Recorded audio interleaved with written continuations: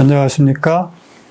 저는 박문수라고 합니다. 저는 북한대학원대학교에서 북한학에서 정치통일 전공으로 학위 논문을 썼는데 바로 이 샌프란시스코 체제에 대해서 썼습니다. 그 기원은 너무나 논쟁이 많이 되는 주제라서 그 기원을 쓰지는 않고 그 샌프란시스코 체제와 북한이 어떤 관계가 있었는지를 대상으로 학위 논문을 썼고요. 본래는 저는 이제 가톨릭 신학자입니다.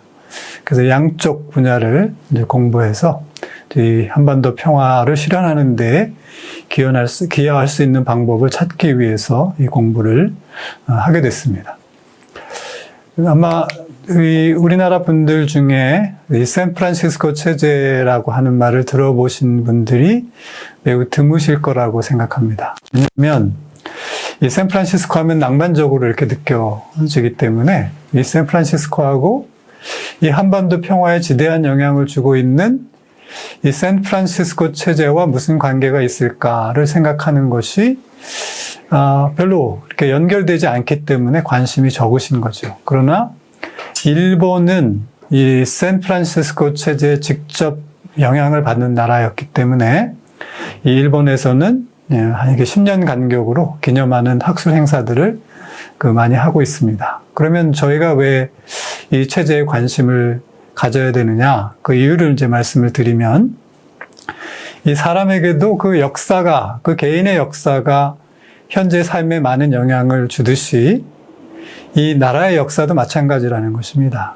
국가 간에 벌어지는 일들의 역사도 자세히 들여다보면 그 과거 역사와 무관하지 않다는 것을 알 수 있어요.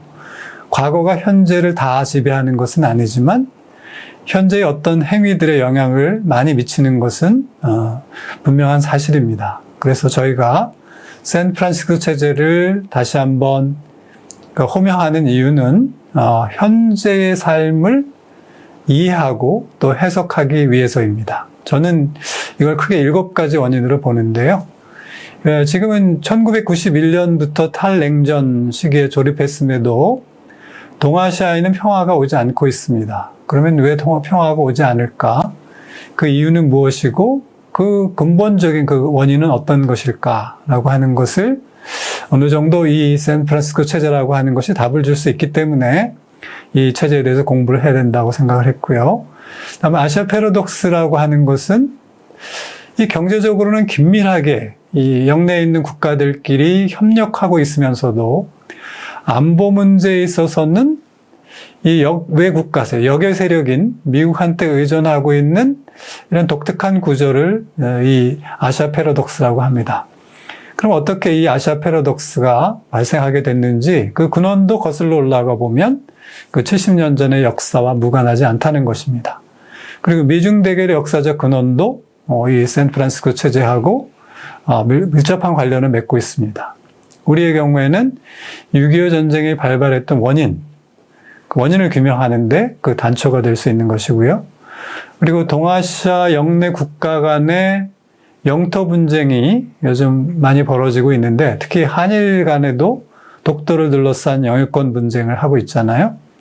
그럼 그것도 언제부터 발생하게 됐는지 본격적으로, 그리고 왜 잘 해결이 되지 않는지 하는 그 원인을 이 샌프란시스코 체제와 연결시켜서 볼 수 있습니다. 그리고 역사 갈등도 마찬가지입니다. 그리고 저희 나라에 밀접한 관련을 맺고 있는 것이 이제 한반도 평화, 그리고 통일의 근본적인 장애 요인이 바로 이 체제와 연결되어 있기 때문에 저희는 이런 7가지 이유로 샌프란시스코 체제를 불러서 한번 해명을 해보고자 하는 것입니다. 그럼 이 샌프란시스코 체제는 언제 구축되기 시작했는가? 이것을 이해하려면 전쟁에서 이긴 나라, 승전국이라고 하죠. 그 승전국이 전후 구축하는, 그러니까 전쟁 후에 그 패전국을 상대로 해서 어떤 새로운 질서를 이제 구축하게 되는데 이거를 이제 전후 구축이라고 합니다. 그럼 이 전후 구축의 유형이 3가지가 있는데 첫 번째는 지배하는 것이에요. 그래서 물리적 힘을 바탕으로 군사적 점령을 계속하고 있는 것을 지배라고 하고요. 두 번째는 이겼으나 패전국의 전후 분쟁에 관여하지 않고 그냥 돌아가 버리는 경우를 가리켜요. 그러니까 이런 경우를 이제 우리는 언제서 찾을 수 있느냐 하면 제1차 세계대전 때 미국이 승리하고 나서 유럽에 남아있지 않고 그 귀국을 하지 않았습니까? 이제 이런 형태를 포기라고 합니다. 세 번째는 변화인데요. 그러니까 승전국은 힘이 우월했기 때문에 이기는 것이기 때문에 패전국을 대상으로 자국에 유리한 방식으로 영원히 자기에게 도전하지 못하도록 하는 영속적인 질서를 구축하는 것, 이것을 변화라고 합니다. 근데 미국은 처음에 지배로 시작해서 세 번째 변화라고 하는 방식을 선택해서 그 일본을 미국이 원하는 형태로 지배할 수 있는 방식으로 이 전후 구축을 하게 됐다는 거예요. 이걸 이제 존 아이켄벨이라고 하는 미국의 정치학자가 만들어낸 개념입니다. 그럼 이 샌프란시스코 체제를 한마디로 정의하면 뭐냐? 이거는 미국이 구축한 동아시아의 전후 체제다. 제2차 세계대전이 끝나고 나서 동아시아에 미국이 자국 중심의 체제를 구축하게 되는데, 이것이 이제 대표적인 체제 중에 하나가 이 샌프란시스코 체제라는 것입니다. 그래서 여기는 공산주의 그리고 중국을 봉쇄하는 것을 목표로 하는 체제였습니다. 그리고 미국이 제도한 자유주의 진영의 경제 군사 체계, 이것도 허브 앤 스포크 체계라고 하는데 이것은 뒤에서 설명을 드리도록 하겠습니다.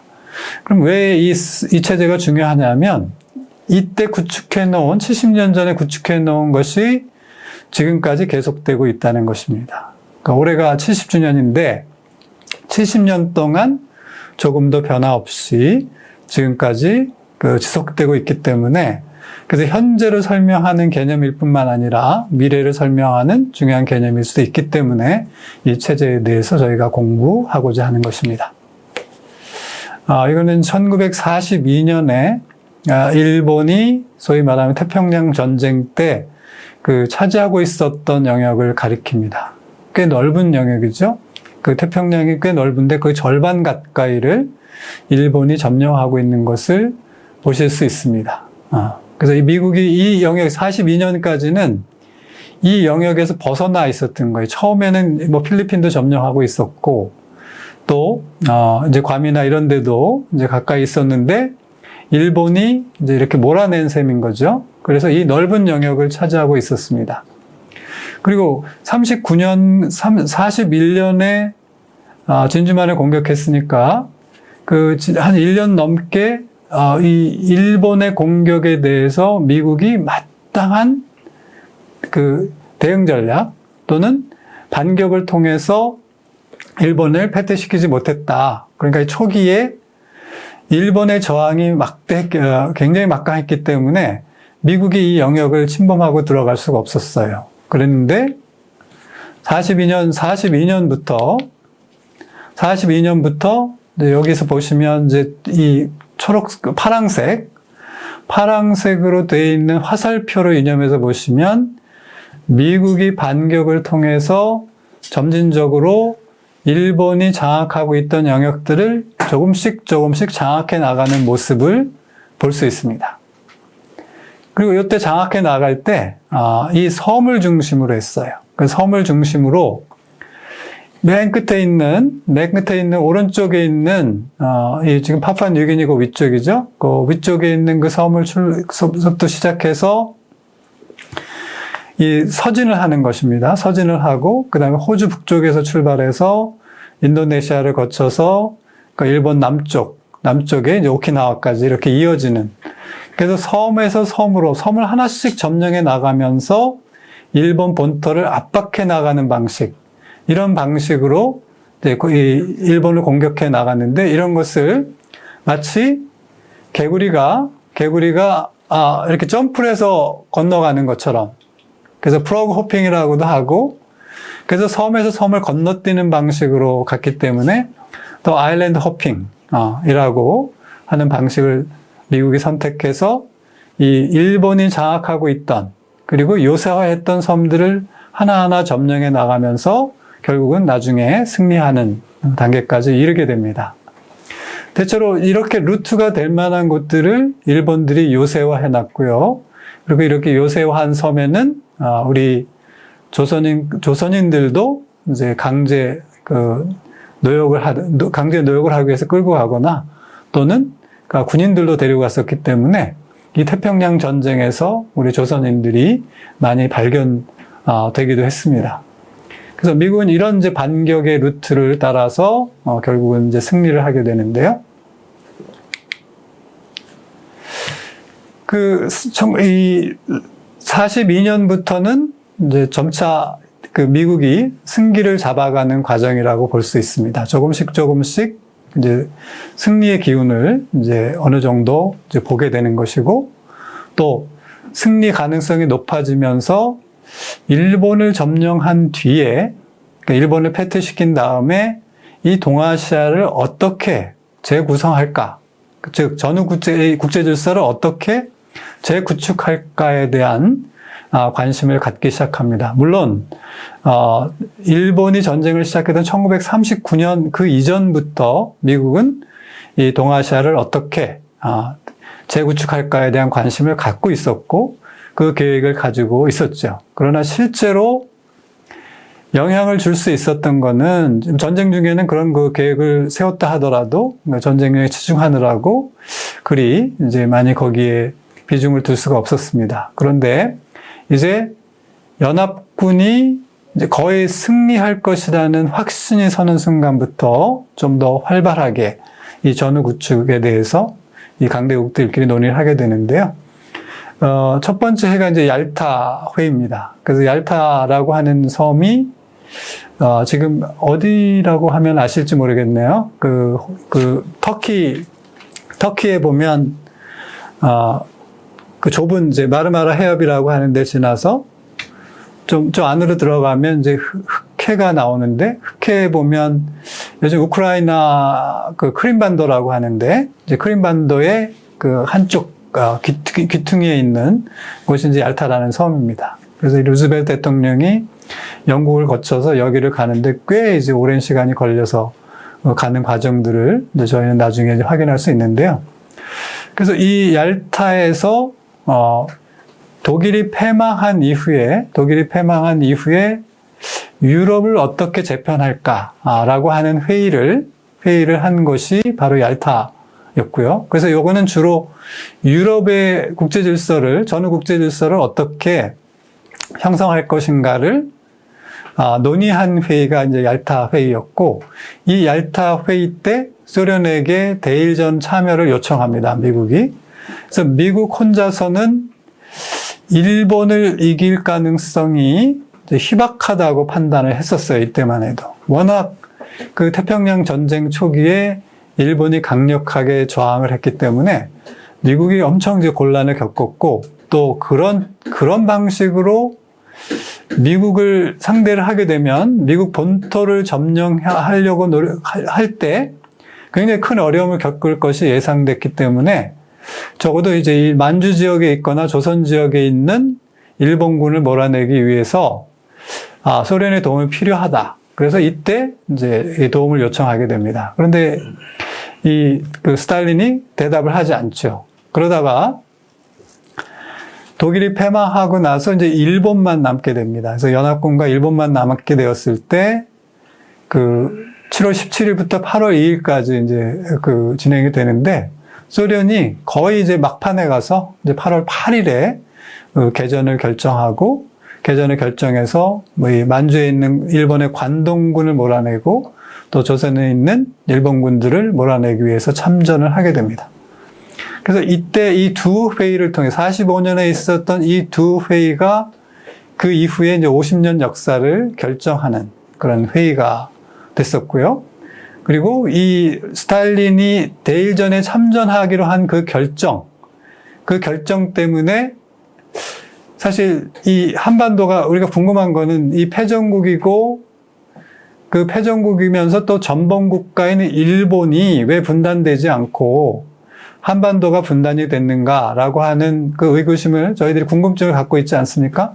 근데 이거는 밀접하게 이 소련의 참전과 밀접한 관련이 있습니다. 만약에 소련이 참전하지 않고 미국이 독자적으로 승리했다면, 그래서 45년 8월 15일 날 저희가 그냥 독립이 됐다면 분단이 일어나지 않았을 것이고, 그 다음에 6.25 전쟁도 일어나지 않았을 것입니다. 그런데 미국이 일본을 독자적으로 이길 수 없다고 판단해서 소련의 참전을 요청하는 바람에 결국 소련이 기여를 하게 됐고, 그 승전에 기여하게 됐고, 승전의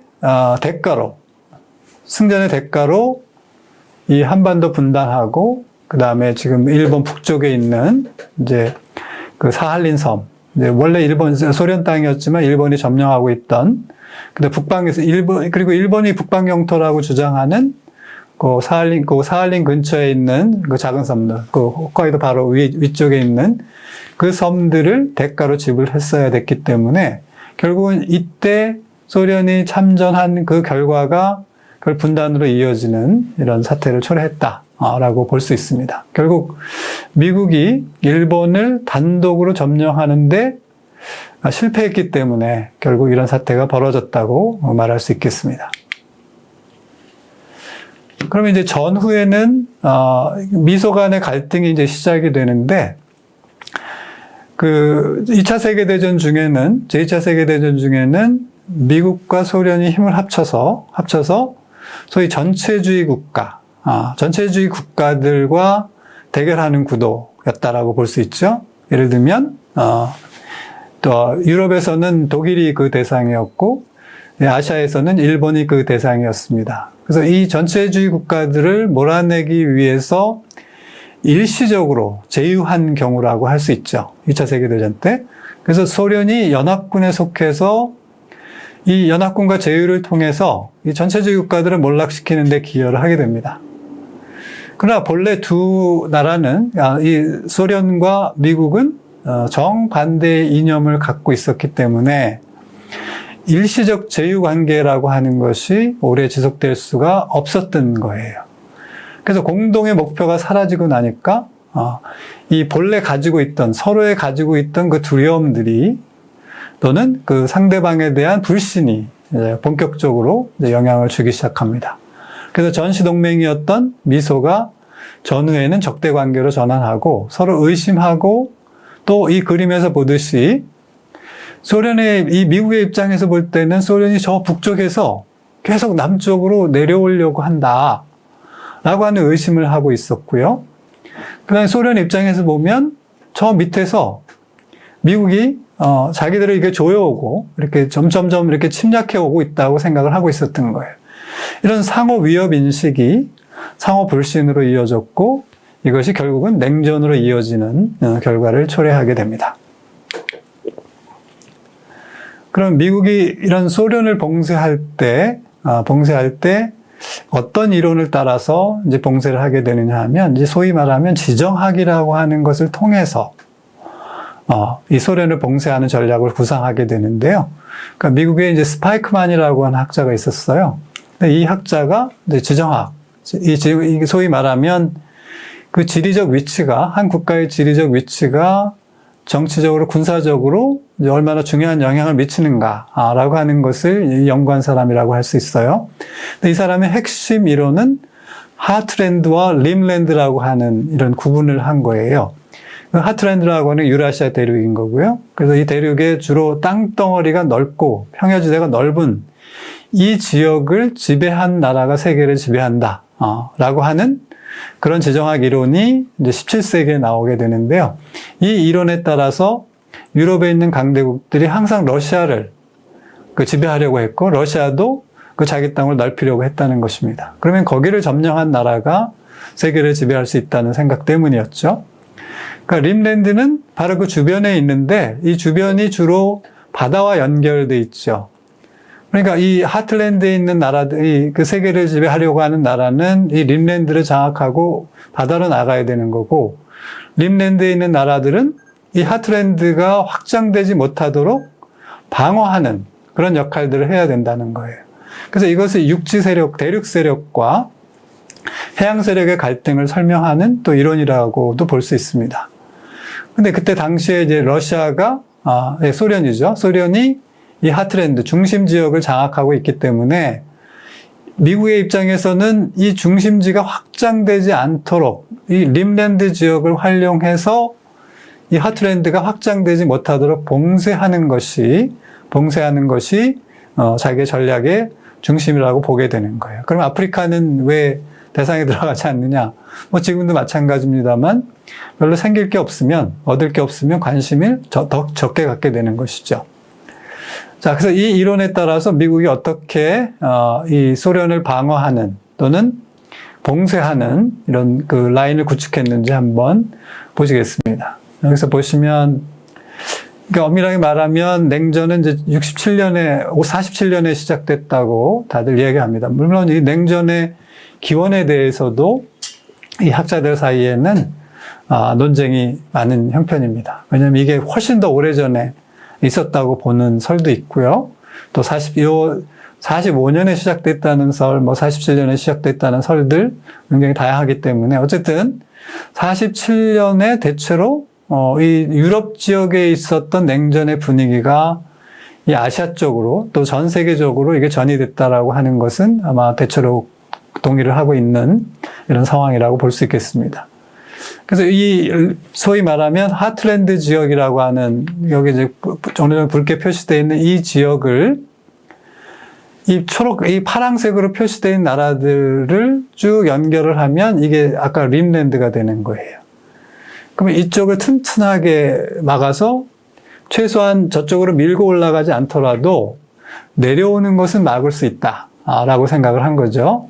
그래서 소련과 이 공산주의가 그 바깥으로 영향력을 확산시키지 못하도록 공산주의 봉쇄 라인을 구축했는데 특히 동아시아에서 그 만들어 놓은 봉쇄 라인이 바로 이 샌프란시스코 체제라고 하는 거예요. 그래서 여기 보시면 이제 파란색, 그래서 이 파란색으로 표시되어 있는 나라들을 다 미국과 동맹을 맺고 또는 지역 동맹 체제를 만들어서 소련과 중국 그리고 공산주의 국가들이 더 이상 팽창하지 못하도록 이 봉쇄 라인을 구축한 것, 그리고 그 중에 동아시아 쪽에 그 봉쇄 라인을 그 샌프란시스코 체제라고 명명할 수 있다는 것입니다.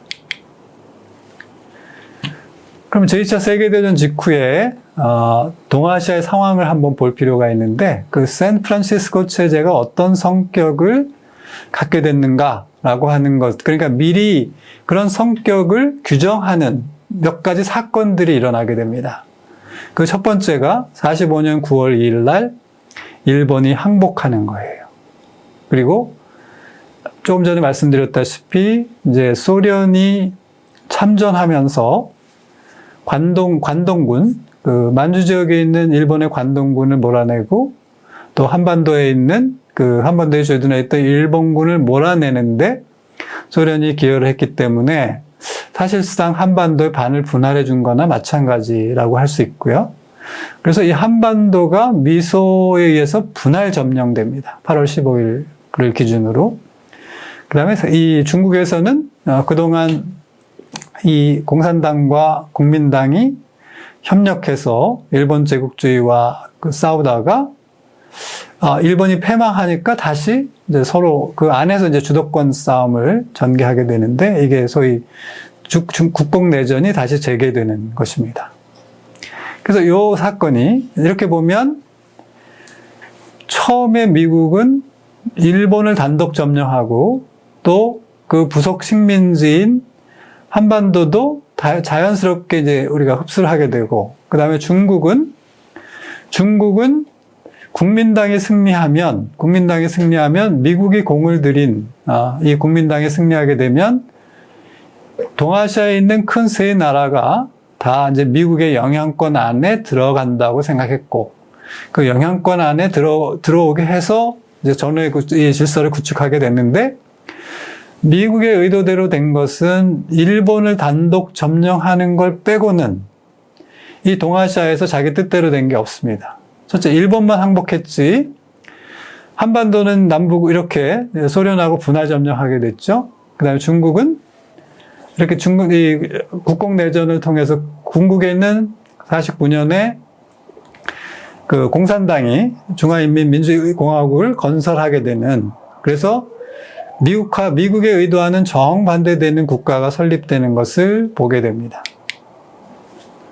그리고 또 이 동아시아의 냉전을 가속화한 3대 사건이 있는데, 첫 번째는 소련이 핵실험에 성공합니다. 49년 8월 29일 날. 그래서 45년부터 4년 동안, 만 4년 동안 미국의 핵 독점이 유지되어 있었는데, 이 사건으로 인해서 이제 핵 독점은 이제 깨지게 됐고요. 49년 10월 1일 날 중화인민공화국이 출범하면서 중화인민공화국이 이 공산주의를 선택하죠. 공산주의를 선택하면서 소련과 중국이 밀착 관계에 들어가게 됩니다. 그러니까 미국으로서는 매우 강력한 세력들이, 공산주의 세력이 형성되게 된 것이고, 결국은 이들의 위협으로부터 공포를 느꼈기 때문에 빨리 이거를 차단해서 또는 봉쇄를 해서 그 영향력을 확산시키지 못하도록 하는 것이 당장의 전략적 목표였습니다. 그리고 6월 25일 날, 1950년 6월 25일 날 이 한반도에서 6.25 전쟁이 일어났습니다. 이 전쟁에는 소련은 직접 참가하지 않는 형태로 그렇게 전쟁을 치른 것 같지만 실제로는 지원과 참전을 같이 했다고 볼 수 있고요. 그리고 중국을 배후해서 지원했기 때문에 사실상 미소가 전쟁을 한 것이라고 볼 수 있습니다. 그래서 이런 3대 사건이 동아시아의 새로운 국제 질서를 구축하는 데 영향을 준 것입니다. 그 앞에서 보았던 그 사건도 영향을 주었지만 이 사건도 영향을 주었다고 볼 수 있어요. 그리고 이 중국을 봉쇄하게 되는 이제 결정적인 계기는 중국의 공산화도 영향을 주었습니다만 6.25 때 직접 중국군하고 미군이 유엔군이라는 형태를 띠긴 했습니다만 중국과 대결하면서 군사적으로 이제 적으로 만났죠. 그리고 치열하게 전쟁을 치렀습니다. 이렇게 되면서 중국이 참전하게 되면서 미국의 주 봉쇄 대상이 소련에서 중국으로 바뀌게 됩니다. 이것이 소위 말하면 미중 대결의 기원이라고 할 수 있죠. 미중 대결의 기원은 엄밀하게 말하면 49년에 중국이 공산화될 때부터 시작됐지만 더 직접적인 계기는 중국의 한국전 참전이라고 할 수 있고, 이 참전하고 나서 이 지도가 이렇게 여기서 그려진 지도를 보시면 전쟁 후 한 달 사이에 맨 왼쪽에 보시면 그 낙동강 전선을 경계로 해서 인민군이 거의 장악을 한 걸 볼 수 있습니다. 그리고 인천 상륙작전을 통해서 허리를 끊고 유엔군이 반격을 시작해서 거의 압록강변까지 올라가는 그런 상황을 맞게 되죠. 본래는 38선에서 멈추려고 했지만 맥어더가 미국의 이제 대통령의 말을 듣지 않고 위로 올라갔죠. 그래서 점령하려고 했다가 결국 이 중공군의 참전을 불러왔고, 그래서 중공군이 참전하면서 다시 38도선 이남까지 이렇게 내려오게 된 세 번째 그림이 그렇습니다. 이런 구도로 있다가 51년 한 7월부터 이 정전협정을 맺기 2년까지는 이 38선 주변에서 치열하게 이 땅을 넓히기 위한 전쟁들을 하게 되는데요. 이때 오히려 초기 1년보다 더 많은 군인들이 살상 당하는 경험을 하게 됩니다. 그래서 어쨌든 이 6.25 전쟁을 통해 중국이 한반도 전쟁에 참전하게 됐고, 이 참전을 통해서 미국과 중국이 직접 군사적으로 대결하는 양상으로 전개됐고, 이 전쟁의 결과로 미국은 중국을 주 봉쇄 대상으로 삼게 됐다는 것입니다. 그래서 미중 대결은 이렇게 70년 전부터 시작된 거라고 할 수 있어요.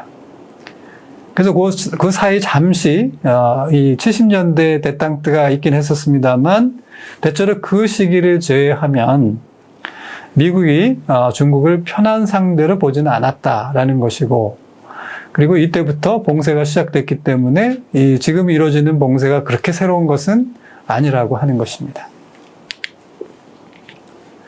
자, 그러면 이 6.25 전쟁은 우리한테만 영향을 준 것이 아니고 냉전에도 큰 영향을 미치는데 가장 큰 것은 소독을 재무장하게 만들어요. 그러니까 유럽에서는 큰일이죠. 그러니까 이 전범 국가가 다시 재무장을 통해서 유럽에서 군사적 강국이 된다라고 하는 것이 갖는 의미가 큽니다. 특히 가장 가까이 있는 나라들이 힘들겠죠.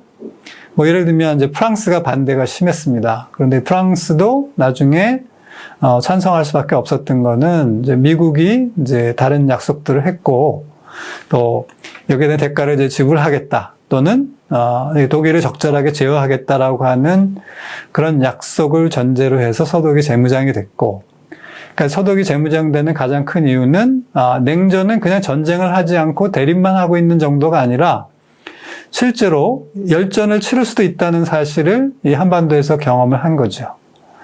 그러니까 이 소련이 유럽의 중부 지방과 서쪽으로 팽창하는 것을 막기 위해서 이 서독을 재무장하는 것이 바로 6.25 전쟁의 결과로 나타난 것이고요.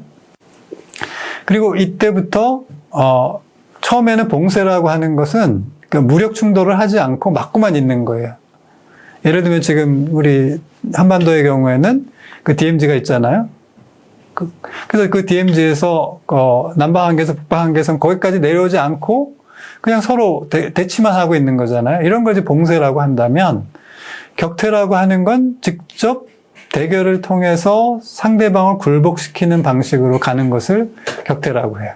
롤백 전략이라고 하는데, 그래서 이렇게 격퇴 전략을 통해서 적극적으로 이 대중국뿐만이 아니고 공산주의 세력의 남하 또는 확산을 방지하겠다. 심지어는 이제 몰락시키겠다라고 하는 전략으로 바뀌게 됩니다. 그러니까 이렇게 바뀌게 되면서 냉전이 격화되는 거예요. 그리고 대일 강화가 촉진이 되는데, 강화라고 하는 것은 이제 평화조약을 다른 말로 강화라고 했는데, 일본을 주권 국가로 독립시켜서 이 서독을 재무장시켰듯이 동아시아에서도 일본을 재무장시켜서 독립국가로 만들어서 재무장시키고, 그래서 이쪽에서 공산주의 세력을 방어하는 이런 나라로 만들려고 했던 것이 이 미국이 염두에 두었던 것이에요. 그래서 빨리 평화조약을 맺고 일본을 독립시켜야 되겠다라고 하는 그 정책을 추진하게 됩니다. 그래서 이 샌프란시스코 체제는 미국의 동아시아 공산주의 봉쇄 체제라고 말씀을 드렸는데, 요게 그 애치슨 라인이라고 하는 것이 말하자면 그 미국이 경계라고 설정해 놓은 거예요. 자, 그럼 우리나라는 영해 12헬인가요? 12헬인가 그렇죠? 그러면 저희 육지와 바다가 접한 지역의 12헬이면 한 20km 정도. 그러니까 20km 정도가 20km 안에 다른 나라 선박이 들어오거나 또는 군함이 들어오면 저희가 공격을 할 수 있어요. 그게 자기 영토라고 생각하는 거예요. 그런데 미국은 이 초록색으로 그려놓은 애치슨 라인을 자기네 경계라고 본 거예요. 나라의 경계라고 본 거예요. 그러면 나라의 경계를 봤다라고 하는 건 그 일본서부터 오른쪽에 있는 태평양이 어떻다는 거예요. 다 자기네 그 바다라는 거예요. 그래서 이제 그래서 이것을 빗대서 국제정치학자들이 이 태평양은 미국의 호수라고 하는 말을 하게 된 것이 바로 이런 그 이유 때문에 그런 것입니다. 그래서 이렇게 봉쇄 라인을 이제 구축했던 것이죠. 그리고 이렇게 구축하기 위해서 일본을 이용하려고 했던 것이고요. 그래서 일본을 독립시키기 위해서 그 미국이 이제 정책을 펴게 되는데, 이때 이제 가장 그 큰 역할을 한 사람이 덜레스라고 하는, 당신은 공화당 사람이에요. 해리 트루만은 민주당 사람이고, 그랬는데 이 덜레스라고 하는 사람이, 특히 해리 트루만은 공화당의 협조가 많이 필요했기 때문에 이 공화당 사람을 이용해서 이 역할을 하려고 해요. 그래서 이 덜레스라고 하는 사람이 세워놓은 구상에 따라서 동아시아하고 아시아 전역에 이제 국제 질서를 새롭게 구축하게 되는데요. 그리고 요시다 시게루라고 하는 사람이 미국의 카운터파트가 돼서 일본은 어차피 미국에게 점령되는 것은 불가피한 것이고 또 미국의 영향권을 벗어날 수 없다라고 하는 것은 명확하지만 그 한계 안에서라도 일본의 권한을 최대한 확대하고자 하는 또는 일본이 넓힐 수 있는 영역을 최대한 넓히려고 하는 의도를 가지고 협상에 임하게 됩니다. 그래서 요 세 인물에 의해서 소위 말하면 이제 이 일본이 독립하게 되고 그래서 주권 국가로 다시 그 권한을 회복하게 되면서 동아시아 국제 질서에서 미국의 편을 들어서 그러니까 미국이 동아시아에서 하고자 하는 또는 미국의 이익을 대변하는 이런 국가를 만드는데 혁혁한 공을 세우게 됩니다. 그래서 이 덜레스라고 하는 사람이 거의 2년여 가까이 움직여서 결국은 일본과 연합국 사이에 평화조약을 맺게 되는데 이 평화조약을 맺었던 장소가 샌프란시스코예요. 당시 샌프란시스코에 있는 오페라 극장에서 했다고 합니다. 그래서 51년 9월 8일이니까 올해가 70주년 되는 해죠. 그래서 연합국에서 공산주의 국가들을 배제한 연합국 안에서 소련이나 동유럽에 있는 나라들 몇 나라들 이런 나라들은 연합국 내 같이 참여해서 그 독일을 패퇴시키는데 기여를 하게 되잖아요. 그런데 이 평화조약을 맺을 때는 이 나라들을 배제합니다. 그리고 소련도 참여하다 보니까 이게 미국 중심으로 흘러가니까 나중에 중간에 빠져나가게 되고요. 그래서 이렇게 해서 결국은 이 미국의 영향력 아래에 있는 나라들끼리만 일본하고 평화조약을 맺는 것이 됐고요. 그래서 이 샌프란시스코 평화조약의 조문이 결국은 그 당시의 국제 질서뿐만이 아니고 지금까지 영향을 미치게 되는 원인이 됩니다. 그리고 이것이 동서 갈등, 동아시아뿐만이 아니고 전 세계적으로 동서 갈등의 원인이자 결과로서 작용하게 됩니다. 그럼 이 샌프란시스코 평화조약의 핵심 내용이 무엇이냐? 핵심은 일본을 주권 국가로 만드는 거예요. 주권 국가로 만들면 주권 국가가 미국에게 주권 국가로서 이 협상을 하거나 요청을 하게 되는 이런 모양새를 취하게 되면 미국이 강제로 점령하고 자기들 뜻대로 일본을 움직인다는 그런 이야기를 듣지 않을 수 있는 거예요. 그래서 그런 이야기를 듣지 않기 위해서 일본을 주권국가 한 것이고요. 그 다음에 이때 이 평화조약 내용들 중에 이 제2차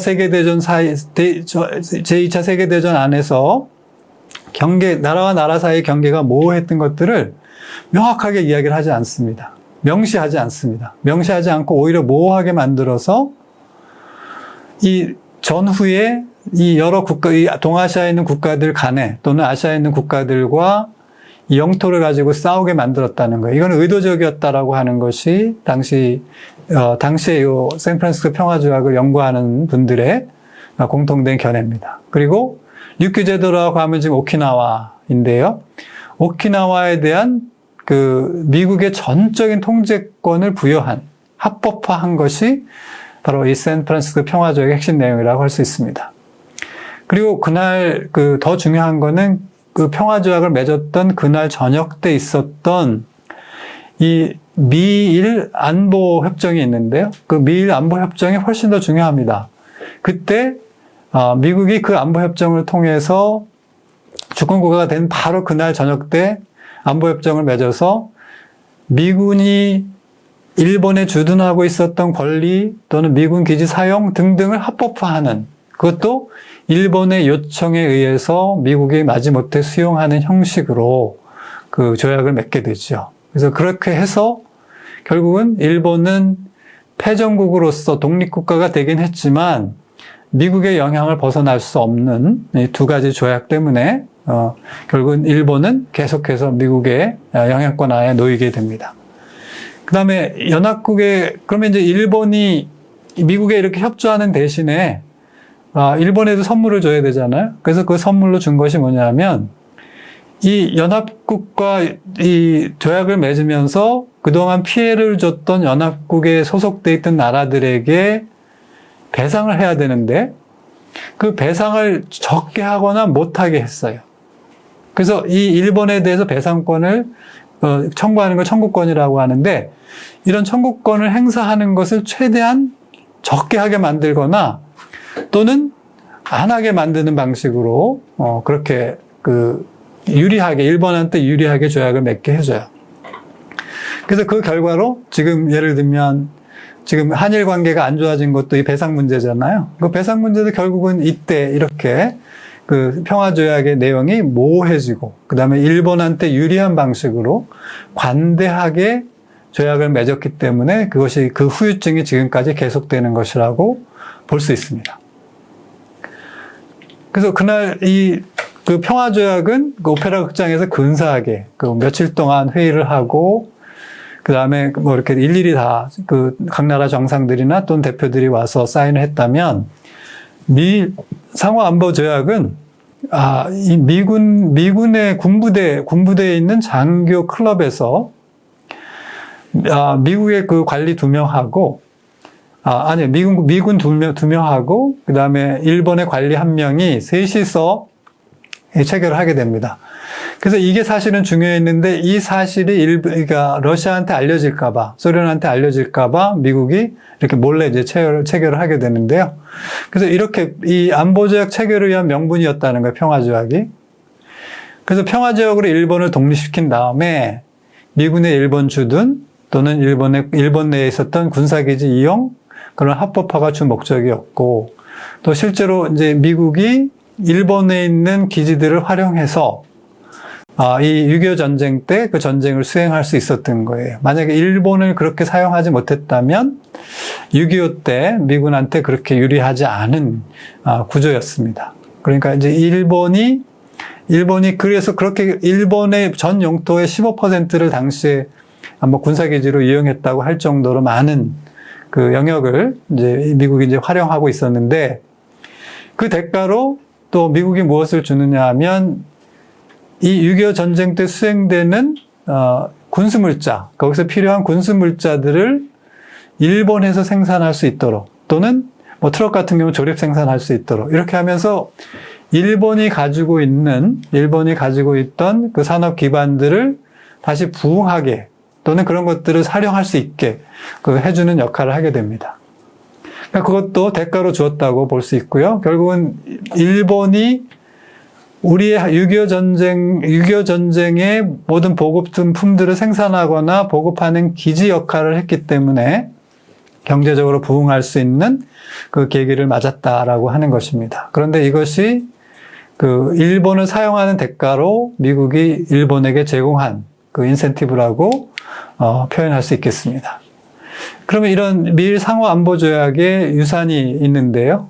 여기서 이제 그림에서 보시면 일본 전토를 미국의 군사기지로 사용하고 있었는데, 이거를 이제 합법화한 것이고, 오키나와를 사실상 미국 영토화한 거예요.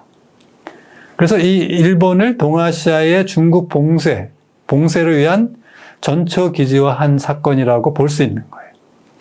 그래서 미국의 입장에서 보면 이 일본은 가라앉지 않는 항공모함이다, 불침항모라고 표현하는데, 중국이 태평양으로 나가기 위해서는 그 일본을 통과하지 않을 수 없어요. 그리고 일본의 땅이 그 오키나와에서 지금 이 중국하고 분쟁이 되는 데까지, 센카쿠 열도까지를 가보면, 사실 여기를 막고 그 다음에 대만이 막고 필리핀을 막으면 중국이 태평양으로 나올 수 있는 길이 없어요. 그러니까 이 중요한 길목을 일본의 영토가 막고 있는 거예요. 그래서 이렇게 막고 있으니까 이게 불침항모라고 이렇게 얘기를 하는 거예요.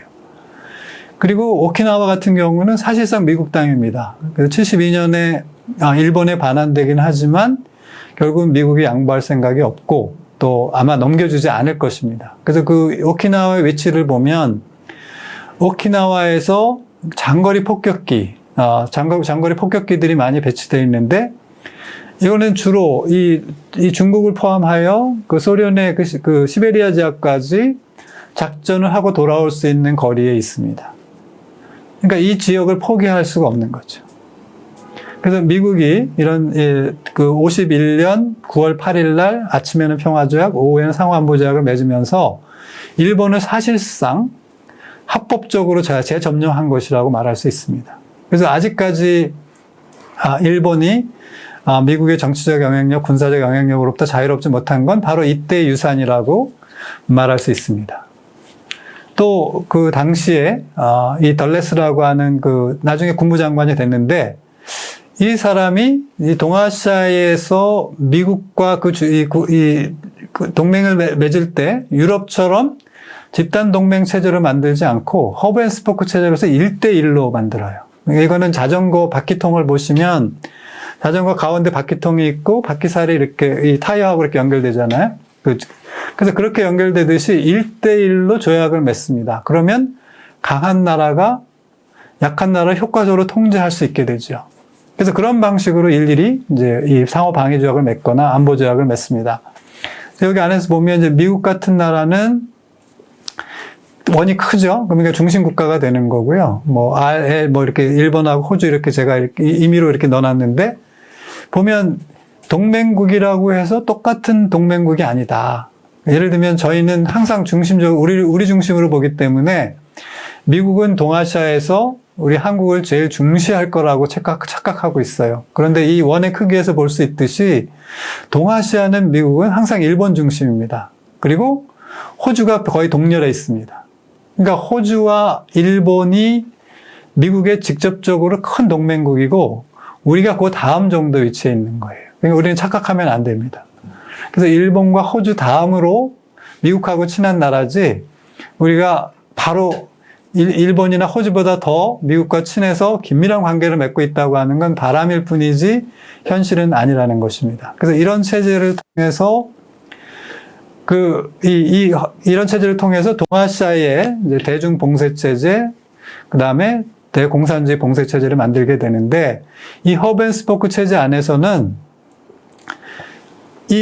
이렇게 맺을 때는 주로 하위 파트너들은 자기 주권의 일부를 이 중심에 있는 나라한테 조금씩 이양을 해야 되는 거예요. 그러니까 엄밀하게 말하면 주권을 조금씩 빼앗기는 거나 마찬가지예요. 그리고 이 하위 동맹 간에도 이렇게 위계가 존재합니다. 그래서 이런 동맹이라고 해서 다 똑같은 동맹이 아니라는 것이고, 그리고 이것은 지금까지도 계속되고 있다라고 볼 수 있습니다. 그래서 이 샌프란시스코 체제는 동아시아에 그치지 않고, 예를 들면 남쪽에 있는 아시아 국가들하고 시토라고 하는 걸 결성하게 되고, 그 다음에 이제 유럽에 나토가 있었고, 그 다음에 중동국과 유럽 국가를 연결한 센터라고 하는 것을 이제 묶어서 이렇게 크게 보면 저 가운데 있는 시베리아 대륙에 있는 저 유라시아 대륙을 봉쇄하는 봉쇄 라인을 구축하게 됩니다. 그래서 이 55년이면 이게 완결이 되죠. 그러면 이때부터 본격적으로 냉전이 격화된다라고 보시면 되겠습니다.